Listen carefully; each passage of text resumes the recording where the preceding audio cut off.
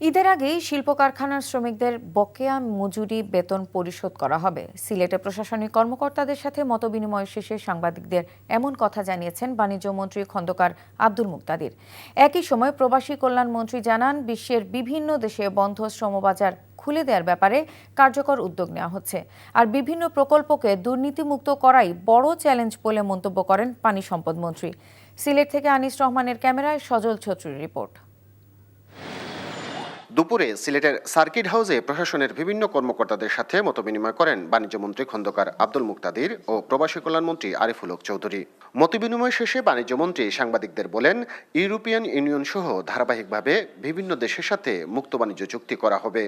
শিল্প কারখানার শ্রমিকরা এবার হাসি মুখে ঈদ করতে পারবেন বলেও মন্তব্য করেন বাণিজ্যমন্ত্রী। তাদের বেতন ভাতা যেন ঠিকমতো পরিশোধ হয়, শ্রমিকরা যেন হাসি মুখে ঈদ করতে পারেন, এই জন্য যে যে ব্যবস্থা নেওয়া প্রয়োজন আমরা সেগুলি নিব। সংশ্লিষ্ট সবাইকে আমি আশ্বস্ত করছি, এই নিয়ে কারোর কোনো শঙ্কার কারণ নাই। দেশের বাইরে নতুন শ্রমবাজার তৈরি ও স্পেনে অভিবাসন প্রত্যাশী বাংলাদেশিদের পাসপোর্ট ও পুলিশ ক্লিয়ারেন্স সময় মতো পৌঁছানোর ব্যাপারে কার্যকর উদ্যোগ নেওয়ার কথা জানান প্রবাসী কল্যাণমন্ত্রী।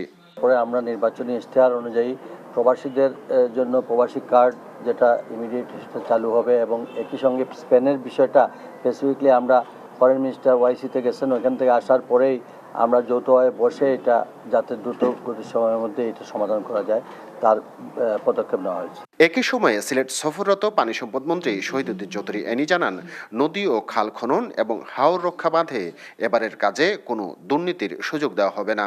দুর্নীতিমুক্ত করা এটা আমাদের একটা কঠিন চ্যালেঞ্জ।